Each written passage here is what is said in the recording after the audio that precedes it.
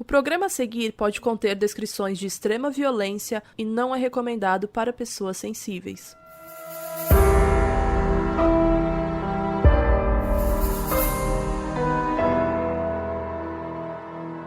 Olá, gente! Eu sou a Carol Moreira. E eu sou a Mabê.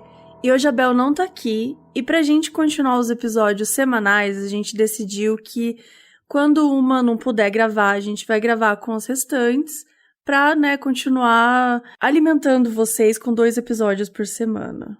Então, não reclamem, mas saudades, Bel, e ela volta no próximo episódio. Sim, a gente tá pensando em fazer assim pra poder render e ter episódio sempre. Então, de vez em quando, talvez, quando uma não puder, a gente vai gravar mesmo assim pra seguir o baile, beleza?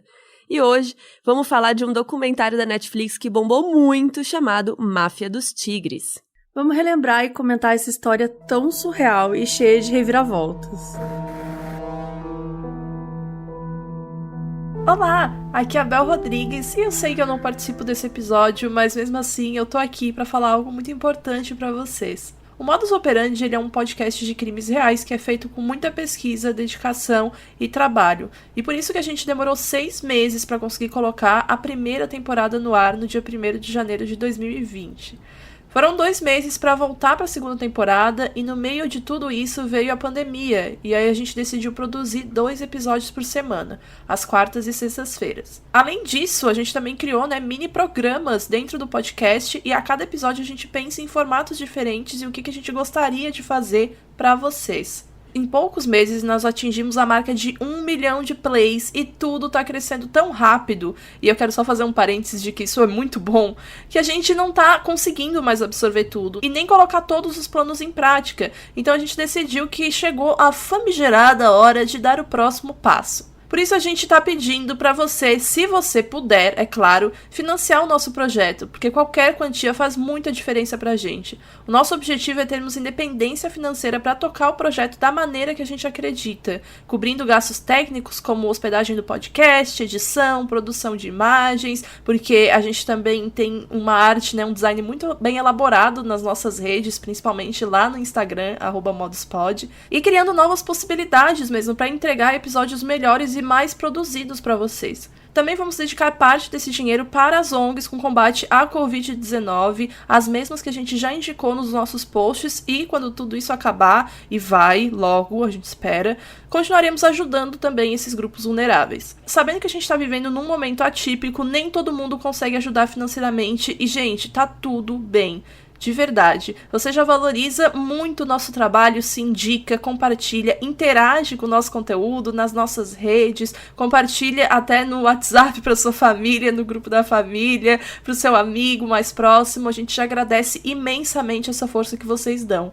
O link para você conhecer o nosso projeto no Catarse de financiamento vai estar na descrição aqui desse episódio e também nas nossas redes, @moduspod. Muito obrigada por todo o apoio até aqui, vocês não têm ideia de como a gente tá feliz com esse projeto, dando tão certo e de uma forma tão rápida que a gente não tá nem conseguindo associar direito, mas ao mesmo tempo estamos sentindo uma sensação muito, muito boa e gratificante de ter tanta gente gostando do que a gente tá produzindo.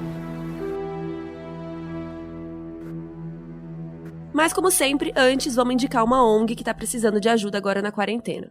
A Casa Florescer é um centro de acolhida para pessoas trans e travestis em situação de vulnerabilidade. A casa fica no centro de São Paulo, são 30 mulheres e elas precisam de suporte para alimentação, porque com a pandemia não tá dando para elas trabalharem. Então você pode ajudar através do link no PicPay, que é picpay.me/ajudeflorescer, mas a gente vai colocar na descrição do episódio e nas nossas redes sociais, para vocês ajudarem lá. Então vamos lá. Máfia dos Tigres é o nome do documentário que a gente vai comentar hoje, que é um documentário em série da Netflix, que tem 7 episódios e um episódio a mais que é um reunion, que é um episódio que geralmente a galera junta os personagens depois que a série já é famosa pra ver como eles andam. A série estreou em 2020 e explodiu, principalmente nos Estados Unidos.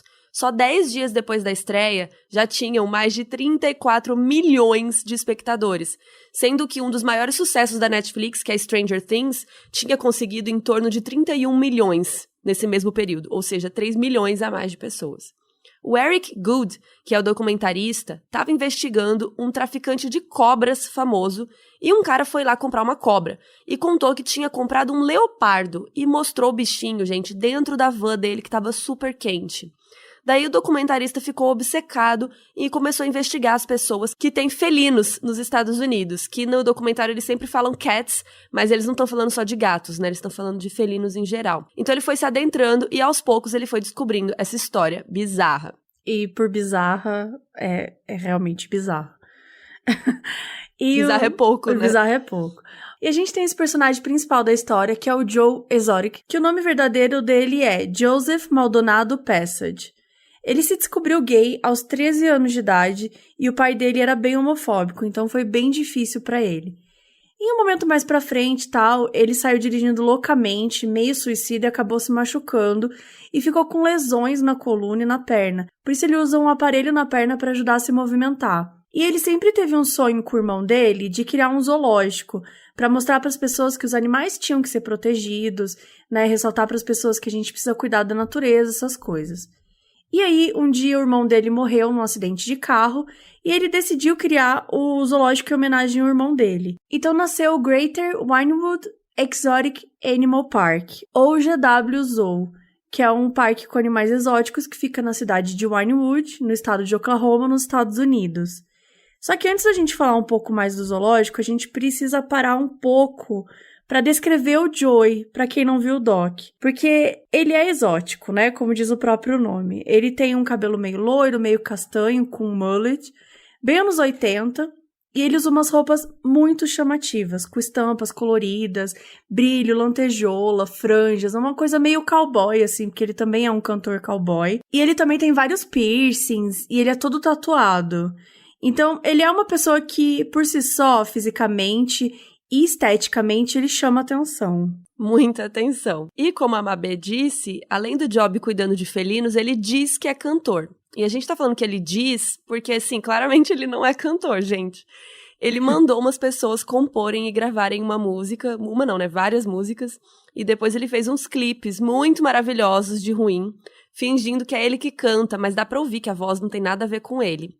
O primeiro álbum dele se chama I Saw a Tiger, que é Eu Vi um Tigre. É isso.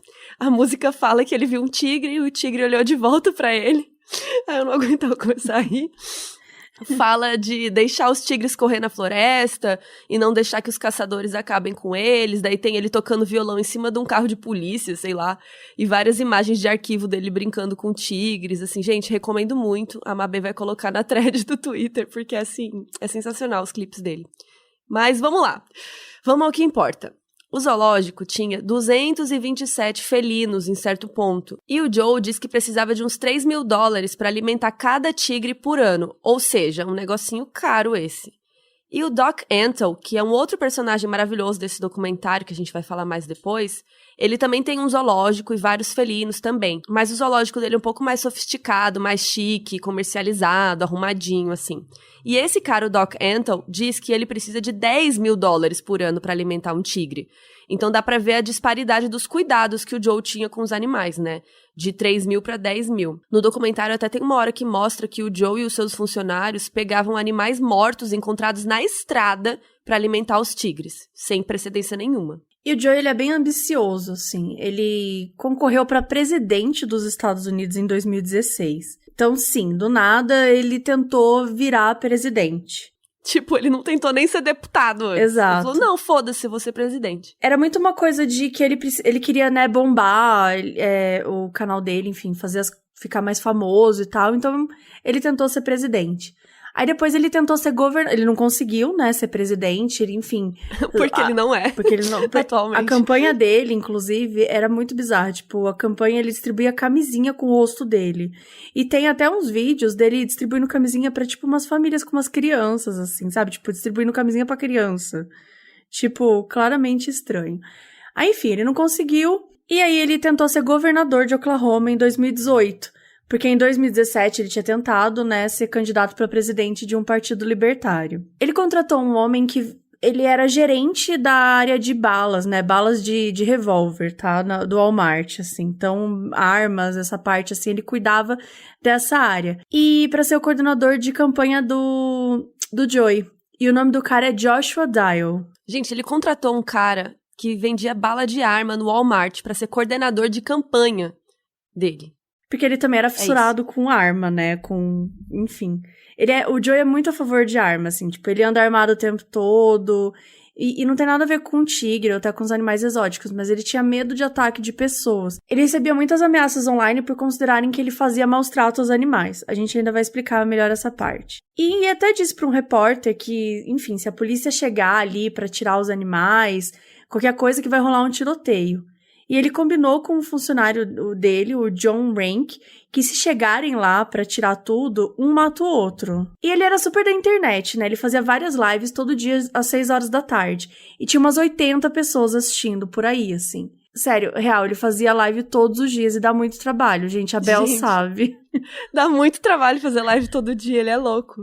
E ele até contratou um cara pra deixar o programa mais profissional, né, esse reality dele, que era as lives e tal, o reality que ele fazia dos bichos.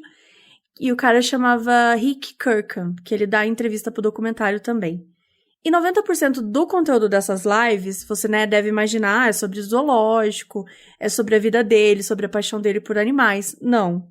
É sobre a sua grande arqui-inimiga mortal, a Carole Baskin. Mas antes de falar da Carole Baskin, vamos falar um pouco de como os funcionários viviam ali naquele zoológico. Ele pagava $138 por semana para os funcionários, ou seja, é um salário baixíssimo. E ele gostava de contratar pessoas em situação de rua, de risco. Ele pegava pessoas que estavam precisando de uma ajuda para recomeçar e tal. Então, por um lado, isso era legal. Mas, por outro lado, ele pagava muito pouco, porque essas pessoas geralmente estavam precisando de qualquer coisa para sobreviver. Então, era bem chato também. Ele explorava, né, as pessoas em situação de vulnerabilidade. Isso. Por um lado, ele queria ajudar essas pessoas, mas por outro lado, ele estava explorando porque ele não pagava bem. E aí, esses funcionários tinham que pegar carne vencida do caminhão do supermercado do Walmart, que é tipo um supermercado gigante lá dos Estados Unidos. Aí, tipo, tem umas carnes que vencem, que não pode mais ser vendida, e eles enchiam um caminhão com essas carnes. E aí, eles iam lá e pegavam essa carne vencida pra comer, pra poder ajudar nos gastos deles, porque eles ganhavam muito pouco. Então, eles comiam essas carnes vencidas, assim. E eles moravam em condições absurdas, um trailer super sujo, tudo bagunçado, espaços pequenos, era bem horrível lá. Mas agora chegou a hora de falar da outra protagonista da série, que é ela, Carole Baskin, dona e proprietária e fundadora e CEO do Big Cat Rescue, que em português é Resgate de Grandes Felinos. Digamos que ela também é um pouco exótica. Sim. Ela sempre usa estampas de felinos, de oncinha, de tigrinho, tudo que você imaginar, de tudo quanto é cor. E ela usa uns looks uma vibe meio hippie também, né? Tipo, meio rosinha, com uma coroa de flores na cabeça, assim. E ela também tem uns vídeos bem cafonas, mas sempre falando em defesa dos animais. Tem até um vídeo que ela tá dentro de uma jaula e tudo, assim. Gente, é muito cafona, é muito bom. É muito cafona. Tem até clipe de música. Eles têm um canal no YouTube super cafona também. Aparentemente, isso é moda entre os amadores de felinos, fazer clipes musicais cafonas, não sei. Mas assim, resumindo, o Big Cat Rescue ela diz, né, que ele é um grande santuário de resgate de felinos e fica na Flórida. E ela também fazia umas lives e também pedia doações pelo Facebook e tal. E ela disse que em uma semana, ela conseguia fazer $23 mil só de arrecadações pelo Facebook. Mas na real é um zoológico também. Ela cobra pra ter visitação tudo. E segundo ela, a diferença é que esses animais são todos resgatados. Eles ficam em jaulas maiores e com mais natureza. Ela não faz show de apresentação. Não tem nenhuma parte interativa com os animais. O público não pode nem tocar nem tirar foto. Que tudo isso acontece no zoológico do Joey Exotic, né? E no mais chique daquele outro cara, o Doc Antle. Mas o Joey, ele acusa que ela lucra, assim, em cima dos animais. E ela tem vários voluntários trabalhando pra ela, né? Ou seja, todo mundo ali trabalhando de graça. E tem um sistema que funciona, tipo uma hierarquia mesmo, pra ficar mais profissional. Então, você pode... É uma camiseta azul quando você tá no início, aí depois você vai aumentando, que nem tem a faixa de jiu-jitsu, só que ela criou um sistema de hierarquia de cores de camiseta dos voluntários dela. E aí tem gente que leva até 5 anos pra chegar num nível mais próximo, bem mais profissa. Isso sem ganhar nada. E uma estagiária comentou que trabalhava 6 dias por semana, 12 horas por dia, de graça. Gente, eu fiquei chocada essa parte do documentário. Ela abusa das pessoas, mano. É porque todo mundo trabalhando de graça quer por ver, anos. Né, esses animais. Tipo, é uma coisa que chama muita atenção. Você tá próxima, você poder cuidar, você, né? É uma coisa que chama atenção e as pessoas são enlouquecidas com isso. Então, as pessoas se submetem a estágios, enfim, a cargas horárias bizarras só pra ter um certo status, né? Mas sabe como que uma pessoa fica 5 anos sem ganhar um centavo? Do que ela vive, sabe? Isso é horrível. No santuário, ela diz que são muitos felinos, mas segundo o Joe, ele fala que só tem 12 que dá pra ver, assim, visivelmente, que é uma zona. E ele e o Doc Antle falam que ela usa a bondade das pessoas, fazendo elas acreditarem que estão fazendo algo pro bem, né? E essa é uma das tretas entre eles. A Carol luta em defesa dos animais, e o marido atual dela até define ela como a Madre Teresa dos felinos. Eu amei. Aí ela fala pra ele, na hora que ele fala isso, ela fala assim, ai, obrigada. E ela quase chora. Como se eles não tivessem combinado antes. Né? E por isso ela sempre encrencou com o Joe, né, tudo que ele fazia. Porque eles têm uma briga eterna desde 2006. Porque de um lado, um fala que o outro tá fazendo maus tratos aos animais, aí o outro rebate, fica assim, aí ele começa a fazer um monte de vídeo. Então virou uma grande briga entre eles, e uma briga pública, né? Uma briga que tava aí na internet, que não era tão pública porque ninguém se importava muito com eles, não era grande, assim, as visualizações dele, pelo menos no início, né? Depois foi crescendo. E aí teve uma época que ele pegava uns filhotes de tigre e ele ia com uma equipe viajando pelos Estados Unidos e levava em shoppings pra fazer show, apresentação, deixar o público interagir com os animais, assim, patético. E assim, gente, acho que agora é um bom momento pra gente ressaltar como isso é errado. Nunca, nunca, nunca que você vira um animal disponível pra tirar foto, fazendo show, que esse animal tá feliz e tá ali porque ele quer. Primeiro que o lugar desses bichos, principalmente esses selvagens, é na natureza. E se existe um público querendo tirar foto com eles e interagir, o que os caras vão fazer? Eles vão continuar criando mais animais assim pra viver em cativeiro. Nos Estados Unidos, tem mais felinos em cativeiro do que na natureza, no mundo inteiro. Isso não é normal. Vocês estão entendendo? Nos Estados Unidos tem mais em cativeiro do que no mundo. Assim como não é normal para um bicho selvagem ir num shopping interagir com centenas de pessoas diariamente, gente. O estresse que esses animais sofrem é horrível. Sem contar de flash, de fotografia e o pessoal passando a mão, né? Que deve assustar muito os bichos. Não, e só para entender a importância disso, né? Por conta do confinamento do coronavírus, tem um casal de pandas que voltou a acasalar.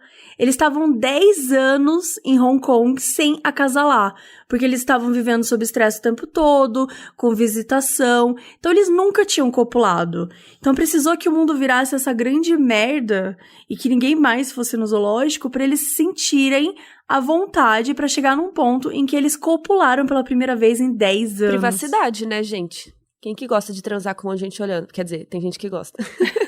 Inclusive o Joe. Além do que os animais, eles vivem num tempo que é bom pros donos. Se o bicho começa a ficar perigoso ou sem graça, eles matam, porque ele vira um produto, né, pra eles. E muitas vezes os animais sofrem alterações para ficarem menos perigosos. Chega a tirar unha, tirar dente. É absurdo, assim, as coisas que são capazes de fazer. Em alguns lugares, o adestramento dos animais não é feito com um reforço positivo, e sim com punições.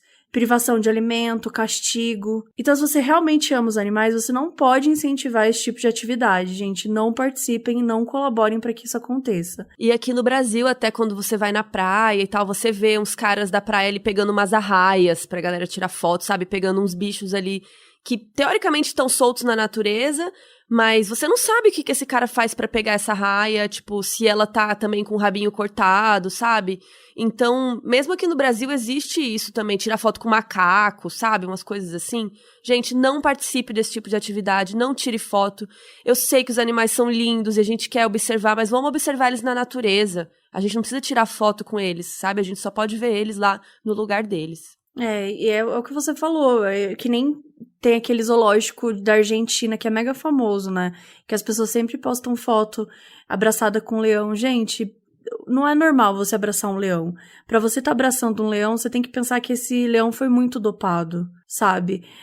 A gente tem que tomar muito cuidado, realmente, pra incentivar essas coisas. O zoológico de Lujan. E eu até já fui nesse zoológico quando eu tinha uns 18, 19 anos. Foi minha primeira viagem e eu fui lá e eu vi os bichos. E realmente, gente, eles estão completamente dopados. Não é normal eles ficarem naquela situação. E naquela época eu não sabia também, né? Eu fui porque eu também falei, nossa, é um zoológico, legal, quero ver. E aí também é horrível, e aí depois disso eu até virei vegetariana e tudo mais, porque é horrível o que eles fazem com os animais, assim, não podemos incentivar isso. Eu me arrependo muito de ter ido lá também. Hoje em dia eu nem vou mais em zoológico nenhum. Eu também não vou em zoológico, aquário. Nem aquário também. Acho horrível. Também levei isso bastante a sério na minha vida. E, por último, gente, assistam ao documentário Blackfish. Tem no Google Play, no YouTube, pra comprar, por R$ 9,90. É sobre a Tilly como uma baleia que morou anos em cativeiro e atacou pessoas. E esse doc é super importante também. Nossa, esse documentário é chocante, assim, é bem horrível. Mas é bom assistir pra gente entender um pouco, né, o que esses animais passam. Inclusive, teve um funcionário do Joe Exotic, que se chama Seth Safary. Ele perdeu um braço trabalhando por lá. E por algum motivo, que eu não sei explicar, tem isso tudo filmado. Tá no documentário isso. Tem a cena que ele perdeu o braço e tal. E outra coisa sobre esse cara é que a série não identificou ele direito, porque ele é um homem trans. E às vezes se referem a ele usando o pronome errado. Daí não fica muito claro na série, assim. Mas o Seth disse que isso não incomodou ele tanto quanto incomodou as outras pessoas. Mas, enfim, meio chato isso. E assim, é por todos esses motivos que a Carol Baskin ficava implicando tanto com o Joe, com razão, né? Ela até contratou uma pessoa para ver em que lugar dos Estados Unidos ele estava indo nesse lance de ir nos shoppings e tal, e ela mandava e-mail pros shoppings, para jornais da região, alertando sobre tudo isso que a gente tá falando aqui. E aos poucos ela conseguiu acabar com esse trabalho itinerário dele, que aliás era uma boa parte da renda do zoológico. E aparece outras que ele odiava ela. Né, que o Joe odiava a Carol. E em suas lives ele detonava, ele passava basicamente o dia todo falando mal sobre ela, assim. E bem, usava live pra falar mal bem dela. Bem obcecado. E um dos pontos dele é que por mais que ela quisesse ajudar os animais, ela também lucra em cima deles, cobrando pros turistas irem e tudo mais. Só que ele não ficava só, vou falar mal dela, que nem ela falava mal dele e tal. Ele começou a escalonar, assim. Ele começou a falar que ia colocar cobras na casa dela, e depois realmente apareceram umas cobras na caixa de correio dela. E ele começou a ameaçar, ele tinha uma boneca do tamanho humano e...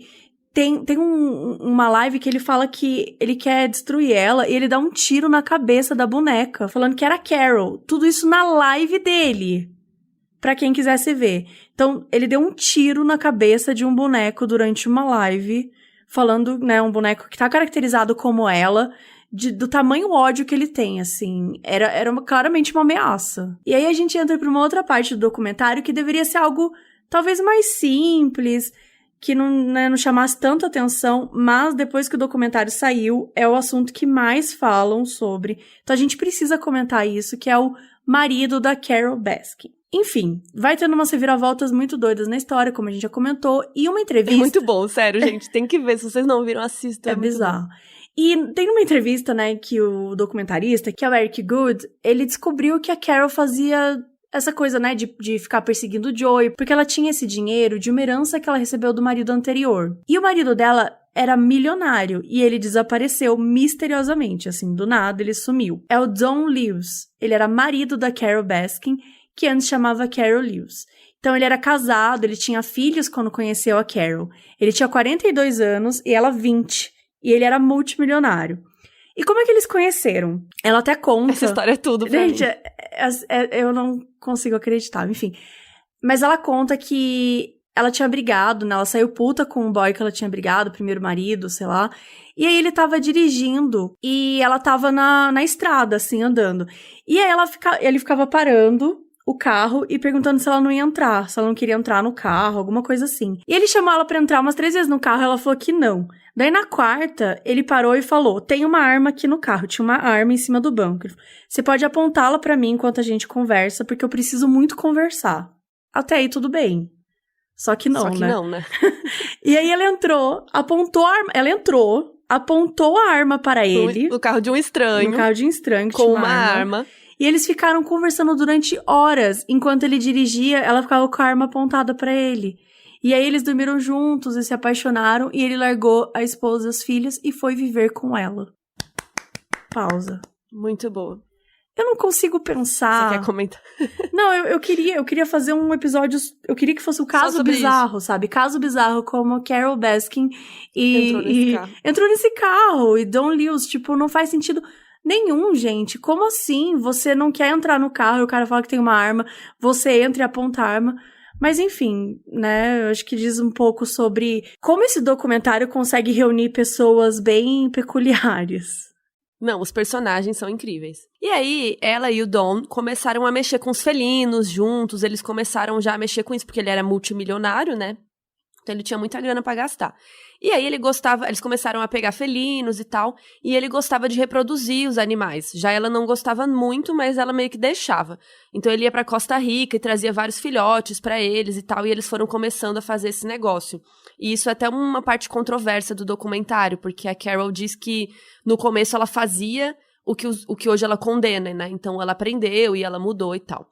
E aí, eles casaram, né? Seguiram a vida e tudo. E aí, um mês antes do Dom sumir, em 1997, eles tinham seguido a vida, né? Eles casaram, né? Seguiram, casados, beleza. E aí, um mês antes dele sumir, ele falou pra uns amigos e pra uma ex-esposa dele, que ele largou pra ficar com ela, que ele tava sentindo que a vida dele corria perigo. Ele disse pra ex-esposa, uns dias antes de sumir, e mandou ela e as filhas do outro casamento, né, ficarem longe da Carol, que ele ia se divorciar dela, porque ela era uma das piores pessoas que ele já conheceu na vida. Ele até, gente, abriu um pedido de proteção e uma ordem de restrição, mas isso foi negado, ele pediu isso na justiça. E na carta que ele pedia isso, ele dizia que ela o ameaçou de morte. Isso foi em junho, e ele desapareceu misteriosamente em agosto. Eu acho que é legal até comentar sobre isso, amiga, porque esse lance da proteção, né, a gente fala muito sobre violência doméstica do ponto de vista da mulher, mas também existe a violência doméstica do ponto de vista do homem. Existem homens que apanham, que podem sofrer alguma ameaça pela esposa.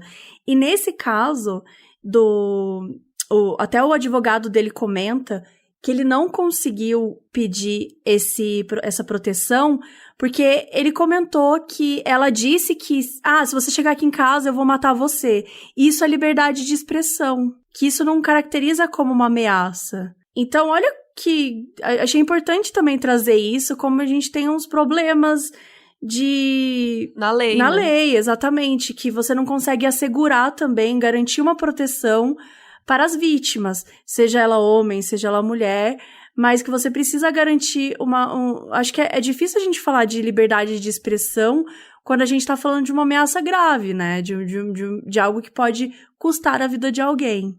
O cara explica no documentário, né, que, tipo, só falar que vou te matar não significa nada. A pessoa tem que fazer algo efetivamente pra eles poderem colocar a ordem de restrição, né? Bizarro. E aí, o que é mais bizarro também é que, olha que assim, essa informação. Se o Dom tivesse divorciado da Carol, provavelmente ela teria ficado sem nenhum dinheiro. Mas como ele sumiu, ela herdou 90% das propriedades dele. 10% só ficou pra ex-mulher e pras filhas. Imagina, ele tinha 2 ou 3 filhas e elas ficaram com 10% das coisas dele. E a Carol ficou com 90%. Ainda mais que tá muito errado. O testamento, ele dizia que se ele sumisse, tanta coisa ia pra pessoa. Isso era muito bizarro, porque o testamento você não acha que você vai sumir, você coloca se você vai morrer. Mas o testamento tava se eu sumisse. Então, é uma história muito estranha em todos os sentidos, né? Que você fica tentando entender exatamente o que aconteceu. E aí, os boatos que todo mundo ali do documentário fala é que ela matou ele e deu de comida pros tigres pra poder sumir com o corpo. E, assim, faz sentido? Eu não vou falar que ela fez ou não, mas realmente faria sentido pra sumir com tudo ali. E aí, depois que saiu o documentário, a Carol ficou muito ficou chateada, porque ela achou que o doc era pra falar sobre cuidados de animais, falar sobre o zoológico lá, o santuário dela e tal. E, na real, eles também zoam um pouco ela, o jeito dela fazer isso, e também falam mal dela, falam essa história toda aí do marido.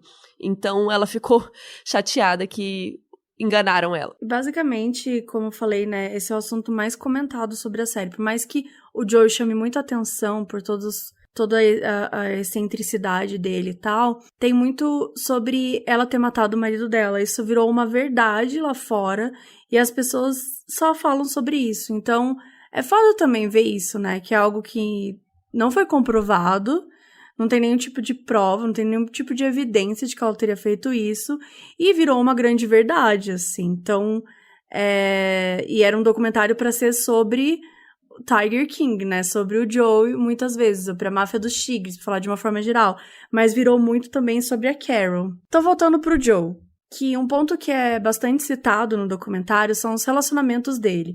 Ele era um homem gay bem resolvido. E ele teve um parceiro, e uma coisa que eu achei bem interessante nesse documentário é que ele quebra um pouco o estereótipo de gay, né? Que, enfim, ele é um cara super bem resolvido, que tem lá o zoológico dele, que é extremamente obcecado por falar mal da mulher, e que é viciado em armas. Enfim, ele é, como você falou antes, ele é um personagem, né? E ele quebra o estereótipo. Aí ele teve um parceiro que era o John Finlay desde 2003. Eles começaram a se relacionar quando o John tinha acabado de sair do ensino médio, com 19 anos. E o Joey é um cara mais velho. E ele só fica indo atrás dos boys novos, assim. Tipo, todos os caras que, de alguma maneira, ele se relaciona são sempre bem mais novos que eles. E aí o John é um cara forte, todo tatuado, e perdeu alguns dentes. No documentário, ele dá entrevista sem camisa e sem os dentes. Só que depois disso foi até uma coisa que criticaram, porque ele disse que já tinha uma prótese nessa época, mas o documentarista pediu pra ele dar entrevista sem ela. E aí ele conta, né, que ele nunca sentiu que ele era gay, só que o Joey cuidava dele, deu um lar pra ele e tudo mais. E também tinha todo o lance de drogas que era envolvida, que no doc fala que o Joey atraía muito esses caras com metanfetamina. Que ele também usava os animais como forma de trazer as pessoas, né? Animais exóticos, todo mundo queria estar próximo. E aí... Animais, drogas, venham. Exato. Né? E durante anos, o Joey tentou trazer mais pessoas pro relacionamento deles. Até que, um belo dia, aparece o Travis Maldonado, de 19 anos. Que é um garoto bonitão também, novo, cheio de energia, maconheiro, que também era hétero, né? Se achava hétero. Só que o Joey o convenceu de que ele era gay e trouxe ele pro relacionamento. Gente, ele basicamente convertiu os héteros, assim, era o que ele fazia. E aí rolou uma cerimônia de casamento entre os três em janeiro de 2014. E tem um ensaio fotográfico deles. E... Gente, tudo. É muito legal o ensaio, na verdade. Se eles não fossem... Então, é que é muito cafona e muito maravilhoso. E aí tem Sim. os três sem camisa, assim. Ai, é muito bom. E o Joe controlava muito a vida dos dois. Ele enchia eles de presente, de carro, tudo o que eles queriam. Dava droga, metanfetamina. O Travis, né, que era maconheiro, então enchia ele de maconha, sempre pra eles ficarem de boa e dopados. E não perceberem que eles estavam vivendo em uma realidade que talvez eles não quisessem, né? Eles, teoricamente, os dois nem eram gays pra começar, nem queriam isso. Eles estavam ali por outros motivos, né? O Travis comentou que uma vez ele queria ir num bar de striptease com os outros amigos e tal, mas ele não podia sair do zoológico, porque o John não deixava. Até que um belo dia, o John, que é o primeiro marido dele, que não tinha os dentes e tal, ele falou que ele tava dormindo com a Amber, a secretária do zoológico. E ele tava dormindo com ela fazia muito tempo. E o John largou do Joe. Ou seja, mais, deixa eu ver, provas, talvez ele realmente nunca foi gay, talvez ele era bi, vai. Mas ele mesmo disse que ele nunca foi gay. Então, aí, foi embora com a Amber. E nisso, o Travis foi ficando super depressivo. Ele falava que o Joe não escutava seus problemas. Ele foi percebendo, né, que a vida dele era uma mentira, que ele era prisioneiro do Joe, que ele não podia arrumar emprego ou sequer sair do zoológico, gente. Ele não podia sair da área ali do zoológico. E ele também disse que ele não tinha maconha o suficiente. Até que um dia, ele se matou na frente do Joshua Dial, que era aquele cara que trabalhava no Walmart vendendo bala e depois virou coordenador de campanha do Joe. Então, ele se matou na frente do cara. Eu achei horrível ter mostrado no documentário essa cena. Tipo, você não vê... É que mostra sem mostrar, né? Mostra só a reação do Joshua. Você mostra a reação do Joshua, mas eu achei forte, sabe? É bem forte. Eu não precisava ter colocado, eu achei meio sensacionalista. Ah, mas eu colocaria. Eu colocaria se eu fosse ele. Se eu fosse documentarista. É que é difícil não ser sensacionalista nesse caso também. Mas eu acho que... tudo aqui é sensacionalista. Mas eu acho que não tá mostrando ele morrendo, né? Tá mostrando a reação do Joshua, que tinha uma câmera na salinha que pegou a reação dele, assim. E é bizarro, ele fica com a boca aberta, né, um tempão, assim. Tipo, sem acreditar chocado no que ele tava vendo. É, porque foi do nada. Ele pegou a arma, pôs a cabeça e se matou, pronto.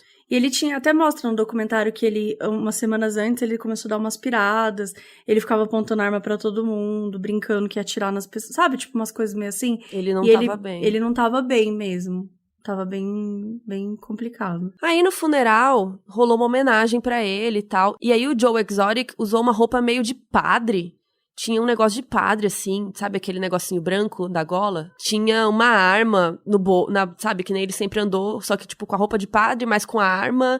E daí ele fez um textão, ele cantou. Virou um grande show do Joe Exotic, o funeral. Ele fazia a galera bater palma enquanto ele cantava, é horrível. E aí depois fizeram um monumento e sei lá, um negócio que tem um quadriciclo que era do Travis, o nome escrito Travis, gigante, uma placa, umas coisas dele, umas flores, é um monumento que tem lá no zoológico. E um pouco depois da morte do Travis, o Joe arrumou um outro menino bonito e jovem também pra ser o seu novo namorado, o Dylan.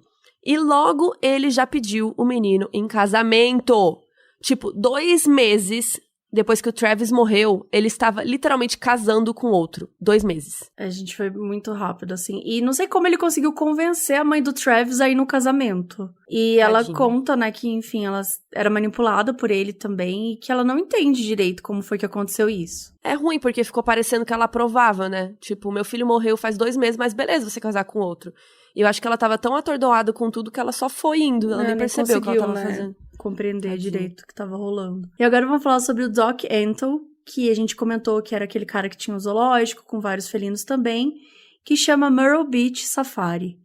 E o trabalho lá é intenso, o dia inteiro, sem folga, sem férias. Curiosamente, ele só trabalha com funcionárias mulheres. E elas têm que seguir tudo que ele manda. Então ele escolhe as roupas dela.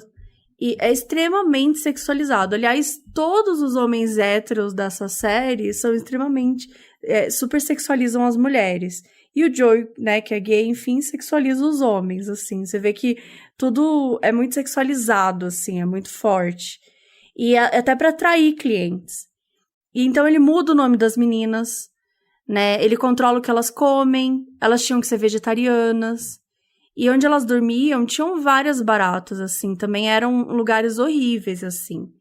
E elas recebiam $100 por semana. Ou seja, $400 por mês.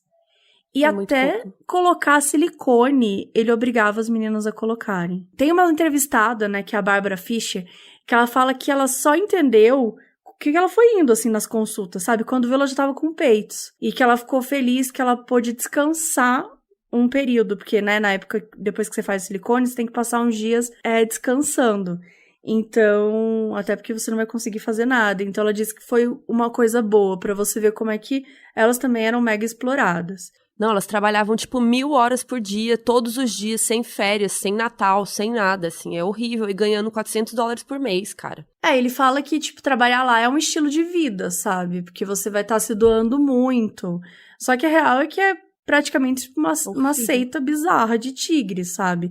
Só mulher seguindo o que ele tá querendo fazer, o que ele tá querendo falar e tal. E a Bárbara também conta que de vez em quando os tigres sumiam do nada, que ninguém sabia o que acontecia, só sumia. E que provavelmente, ela meio que dá a entender que ele matava. Que depois de uma certa idade, o animal não tem mais a serventia pra eles.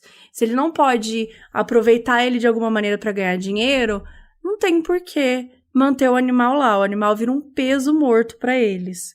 Que é, mais uma vez, a gente falando que é quando você incentiva esse tipo de coisa, você tá incentivando também essa prática de tratarem animais como objetos. E aí, gente, ainda tem toda a história do Jeff Lowe, que a gente vai resumir bem aqui, mas assim, vejam o doc porque é muita confusão. Basicamente, o zoológico do Joe Exotic tava super falido, sem grana, tava bem ferrado.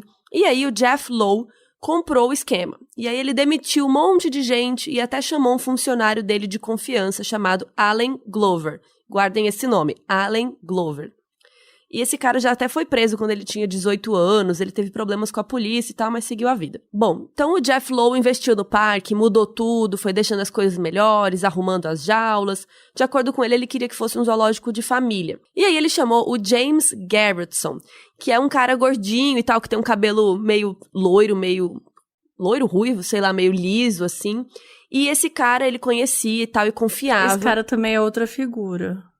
Não, gente, todo mundo nesse documentário é maravilhoso. E esse cara, o James Garretson, é dono de uns bares de striptease e umas coisas assim. E ele também tem uns felinos e uns animais, assim, que, gente, eu não entendo por que as pessoas fazem isso. Enfim, e aí esse James investiu $14 mil pra abrir uma pizzaria dentro do zoológico. E eles usavam a carne vencida do caminhão do supermercado nas pizzas. Que eu acho, assim, maravilhoso. Se você quer comer a sua pizza assim, beleza.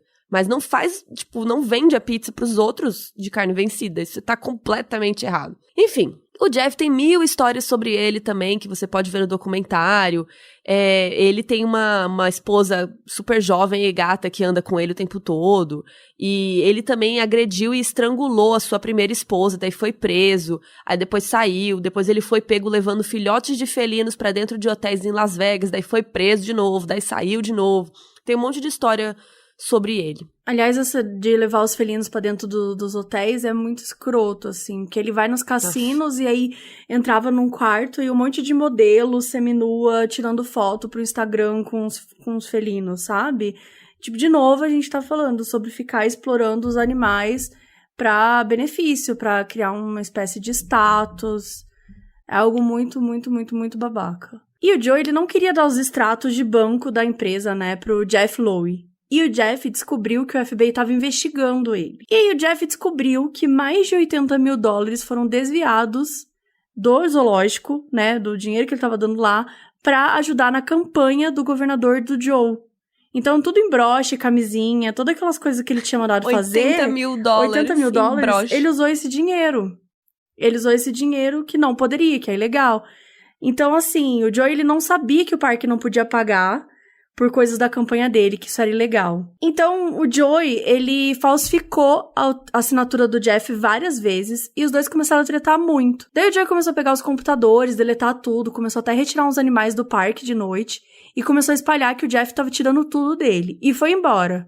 Daí começaram a falar pros clientes que o Joe Exotic tinha se aposentado. Mas depois de ir embora, ele queimou um monte de arquivo, até mostra isso, que ele queimou um monte de arquivo pro Jeff não conseguir provar que ele tinha desviado esse dinheiro. Daí começa a correr um boato que o Joey tava tentando contratar alguém pra matar a Carol Baskin. Então James Garretson, né, o cara que era dono dos bares de strip, disse que testemunhou o Joey comentando como e onde matar a Carol. E que ele até olhou onde passava... Ela sempre tava fazendo uns stories e tal... o Snap, né, não sei o que era na época, que ela tava passeando de bicicleta, era uma estrada que ficava do lado do santuário dela. E aí o Jeff disse que ele até abriu no Google Earth pra ver o melhor caminho.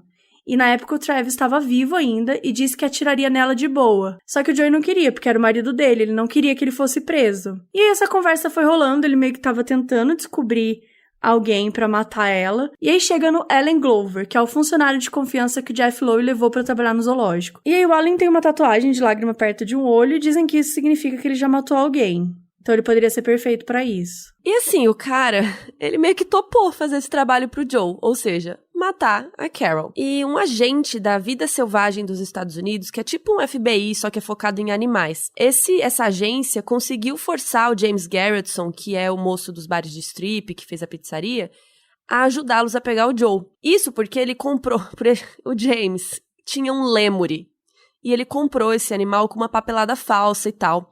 Parece que ele estava envolvido em vários outros crimes e por isso ele decidiu ajudar e virar um informante confidencial para essa agência. Resumindo, delação premiada, né? Ele não resolveu ajudar nada, ele foi ameaçado, ou você vai ser preso ou você entrega esse homem aí. Isso. E aí ele virou tipo um espião, agente duplo. Então o James tinha que ficar de olho no Joe Exotic e no Jeff Lowe. E ir reportando tudo pra vida selvagem lá. E aí isso foi crescendo, e a polícia ficou sabendo que tinha esse esquema pra matar a Carol Baskin que tava rolando. E aí o Alan Glover, que é o cara que foi contratado pra realmente efetuar e matar ela, ele fala no documentário abertamente sobre isso. Ele fala que ele realmente ia matá-la. Ele viajou pra fazer o trabalho e depois ele, desapareceu. Ele fala que ele chickened out, né? Ele desistiu, ele falou, não vou matar essa mulher não, deixa pra lá, e desistiu. Só que a promotoria só podia prender o Joe Exotic se ele realmente pagasse alguém pra matar a mulher. Porque se você não paga, é como se a negociação não fosse 100% real, né? É só tá falando ali. Não dá pra prender a pessoa. Então tem que ter um pagamento, tipo, estou te pagando para matar a mulher, aí a gente pode prender. E aí o James, que é o cara dos bares de strip, e a polícia colocaram um agente disfarçado pra fingir que ia ser o assassino de aluguel, né?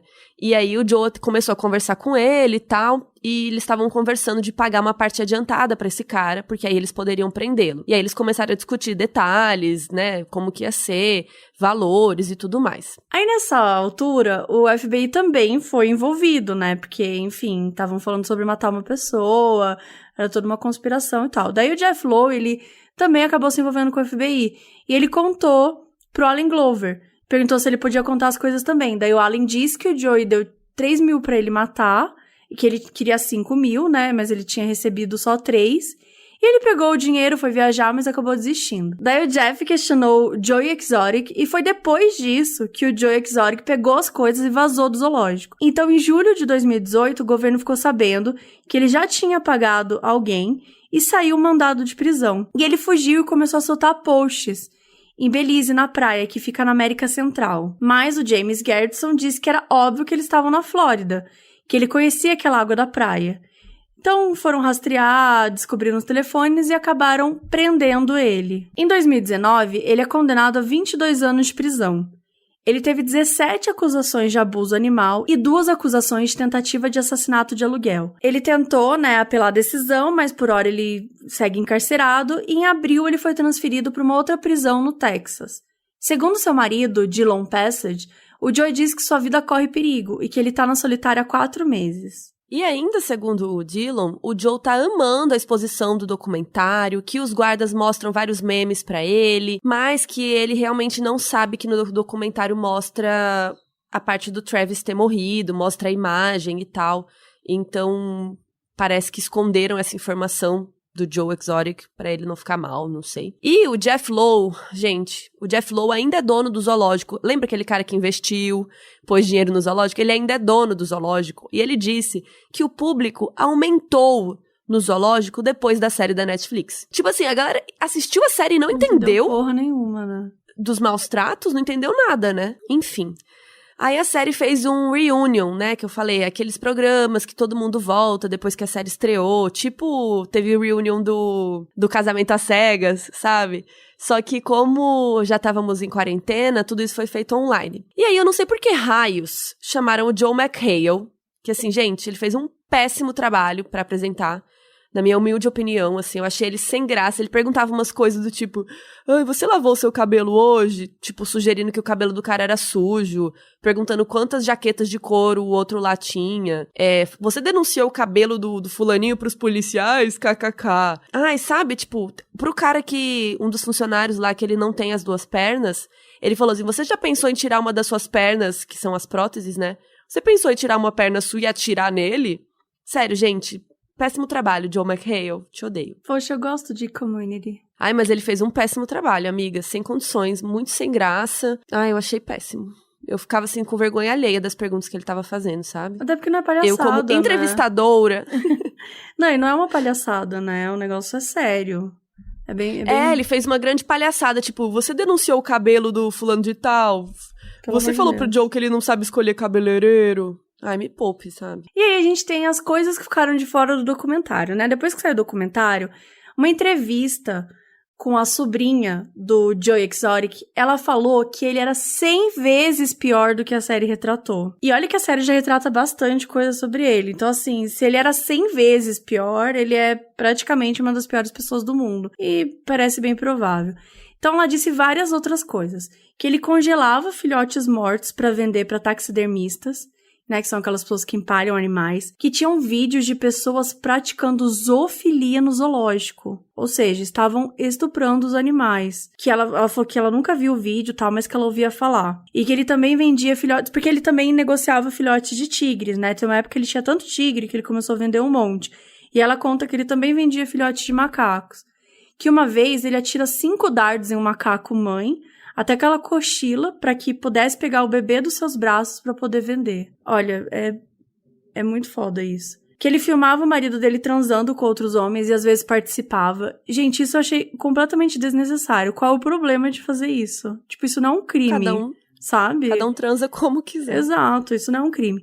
E tá, ele envolvia os funcionários nas atividades legais, assim, não conseguia, né, rastreá-lo. Então, por exemplo, quando ele precisava vender para um taxidermista, quando ele precisava vender um tigre, quando ele ia vender alguns animais selvagens, ele meio que colocava no nome, ou recebia um cheque no nome de cada um, assim ele nunca se ferrava com isso. E ela também comenta que a Netflix não falou que ele tem um filho adulto, com uma namorada que ele teve nos anos 80. Que ele, inclusive, participa do documentário. Mas meio que não comentaram, tipo, by the way, esse é o filho dele. Quem é? Ele fala bem pouco, ele trabalhou um pouco no zoológico, mas daí ele e a mulher dele, só que aí o Joey meio que tentou fazer com que ela começasse a esconder umas coisas na planilha, sabe? Daí eles acabaram vazando. Mas Nossa, eram... Me toquei que era filho dele. Não, mas o documentário não fala. Nada a ver. Eu achei meio estranho. Mas enfim. E ela também comenta dos pais do Joey hoje, que a Shirley morreu em setembro de 2019, que foi um ano depois, né, do Joey ser preso, e que ele nunca falou com ela. Desde que ele foi preso, né, até no dia que ela morreu, ele nunca falou com ela.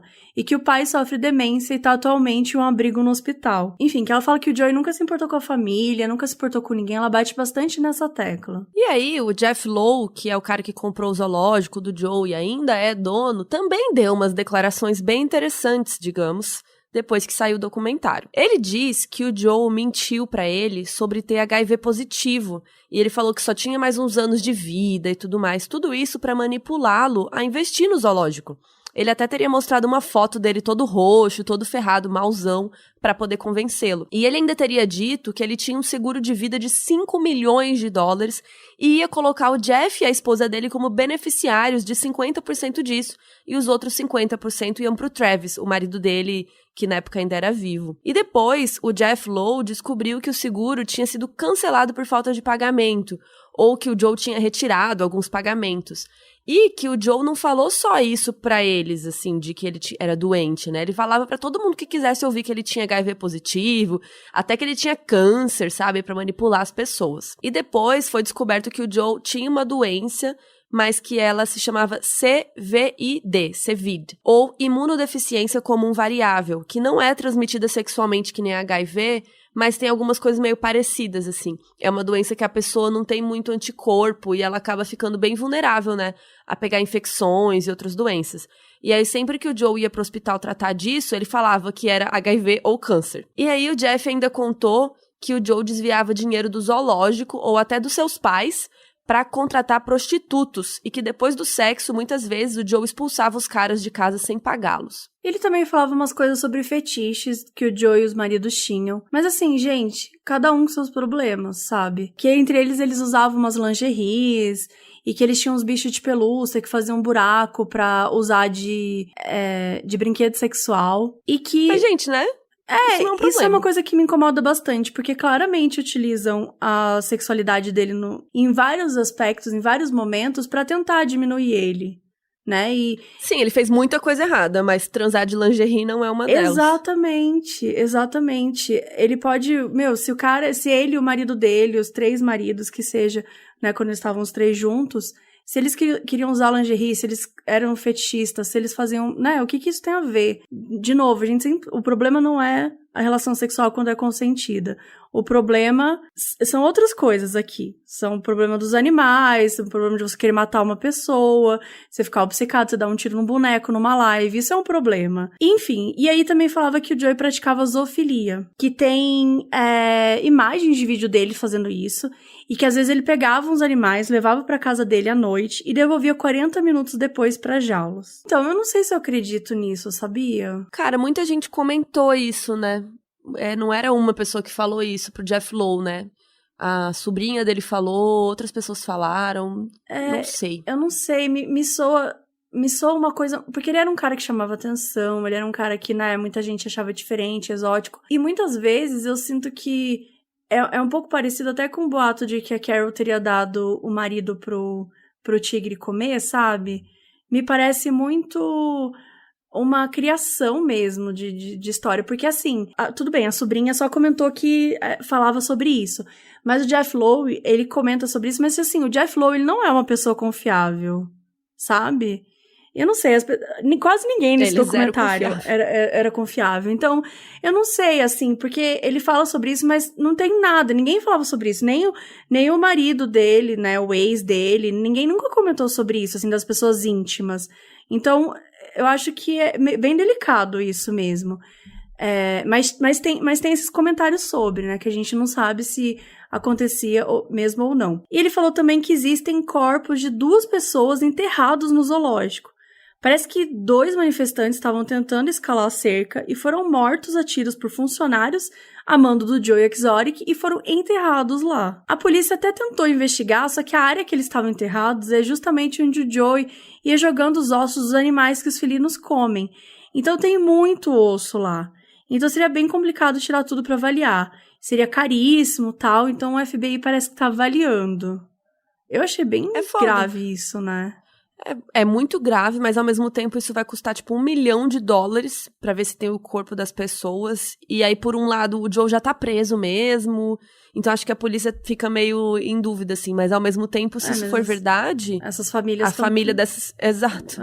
A família das pessoas precisam saber, né? Exatamente. E aí, uma outra coisa que eu fiquei chocada é que uma marca de roupa chamada O Dangerous fez uma parceria com o Joe Exotic, que está preso, para lançar uma linha de roupa chamada Revenge, que significa vingança em inglês. E a linha foi esgotada em horas, dando aproximadamente $20 mil.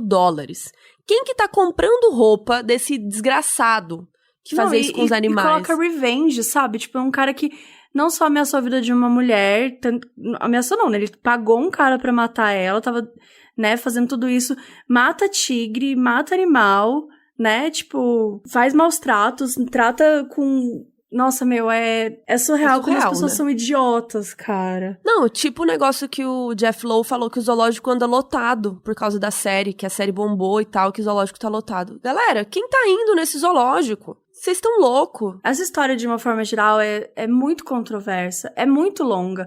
A gente não entrou nem 10% do que o documentário traz, sabe? Como a Carol... Não, 10% a gente entrou. Mas realmente é muito longo, muita coisa. Mas é muita coisa, assim. Então a gente recomenda que vocês vejam o documentário, que realmente é muito bom.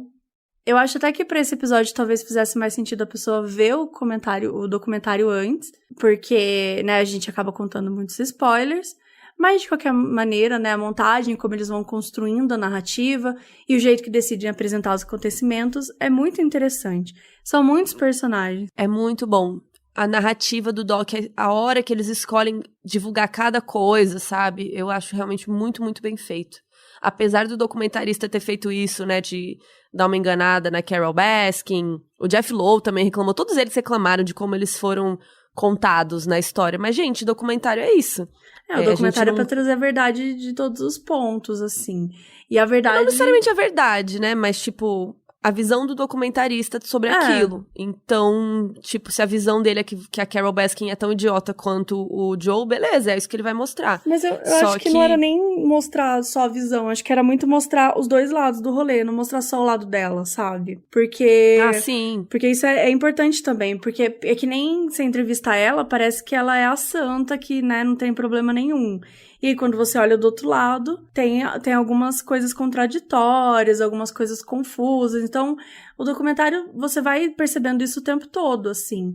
Mas, de uma forma geral, eu não confio em ninguém ali no documentário. Só no Steph. É Steph o nome dele? Seth. Seth, é o cara, né, que perdeu o braço, né? Ele parece confiável pra mim, assim. Mas os outros eu não senti muita confiança, não. Então é isso, gente. Espero que vocês tenham gostado. Até o próximo episódio. E seguem as nossas redes, @maldspod, tanto no Twitter quanto no Instagram. Vamos colocar uma thread também com alguns links, algumas informações e fotos que eu esqueci de comentar. E o clipe do Joe. O clipe do Joe. Eu esqueci de falar também que o irmão da Carol, na minha humilde opinião, é igualzinho o Dahmer. Então eu vou colocar as fotos. O Jeffrey Dahmer? Jeffrey Dahmer. É muito parecido fisicamente. Então eu vou colocar tudo isso na thread pra vocês verem. No próximo episódio a Bel tá de volta com a gente. E é isso. É isso, gente. Beijo. Tchau. Esse episódio foi escrito e apresentado pela Mabê Bonafé, Bel Rodrigues e por mim, Carol Moreira. A edição é do Dantas, a música tema do podcast é de Leandro Neco e Léo Braga, as artes são do Banjo e quem cuida das nossas redes sociais é a Mabê.